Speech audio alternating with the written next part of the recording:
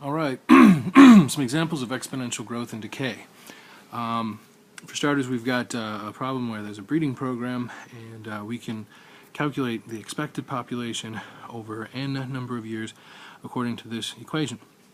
I don't know p sub 0 just yet, although if I read the problem I will soon, but I see that we're going to double not every year, but every 3/10 times the number of years.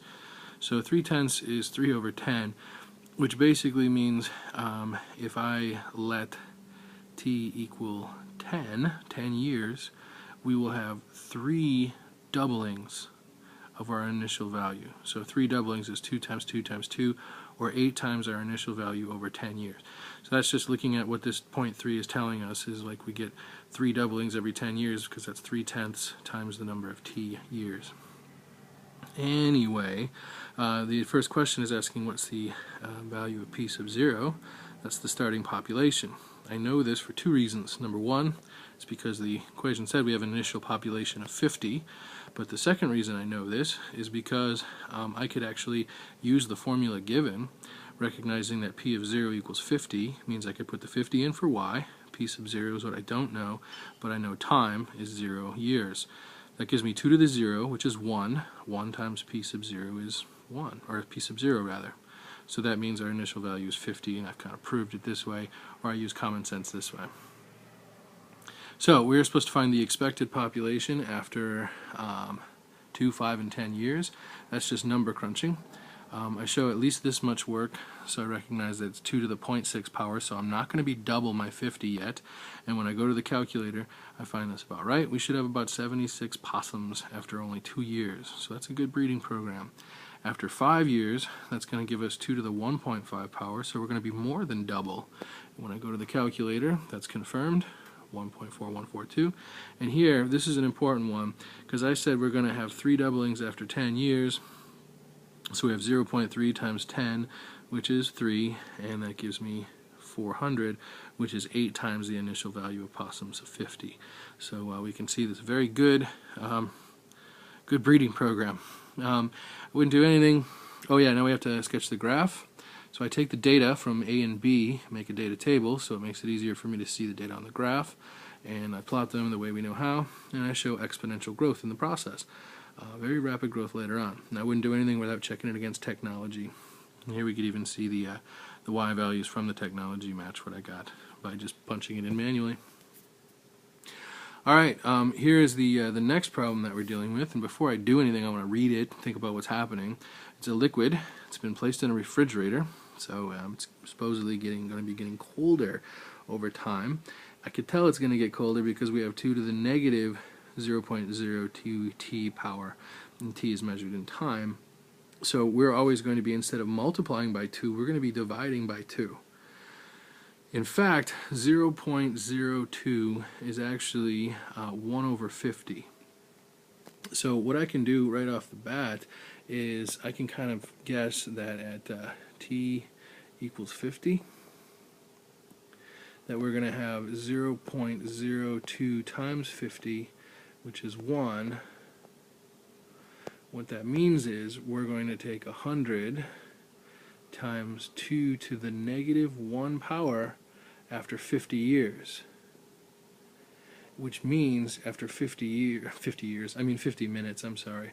Which means after 50 minutes we will have got half our initial temperature, or in other words, we'll be at 50 degrees in 50 minutes.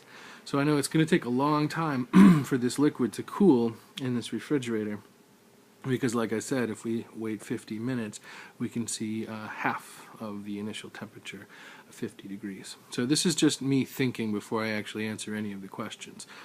We can go now and answer some of the questions. I'll just leave this, actually, hold on.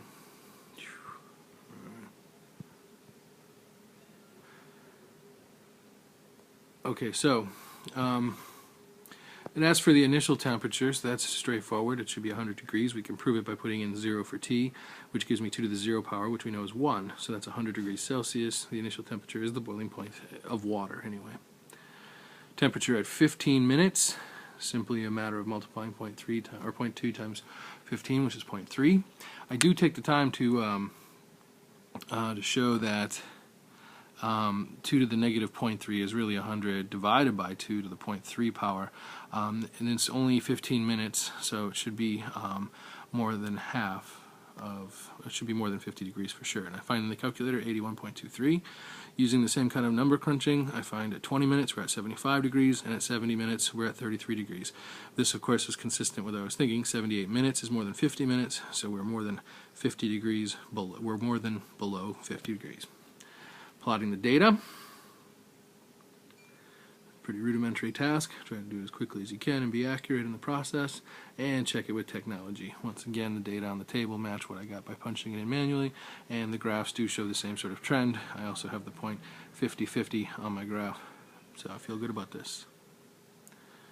Continuing further, now we've got one with exponential decay, because I could see decreasing rate. That's what I see right off the bat, is decreasing rate.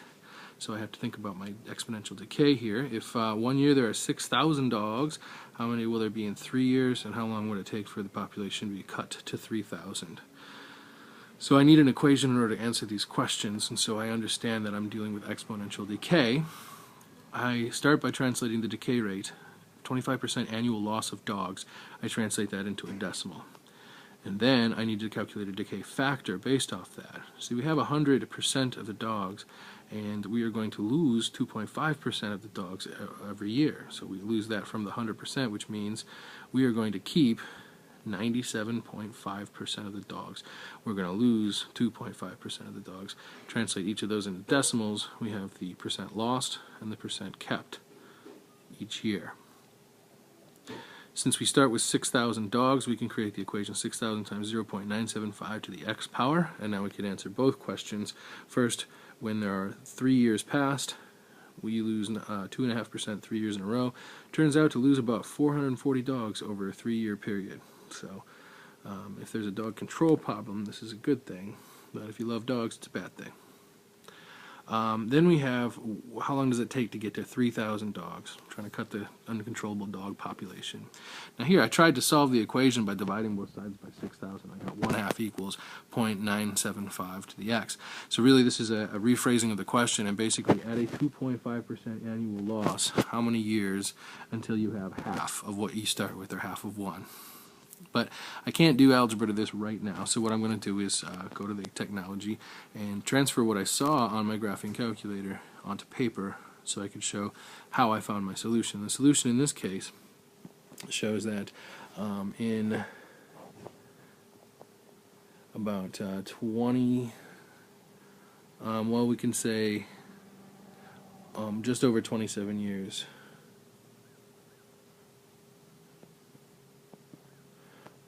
the dog population will be cut in half.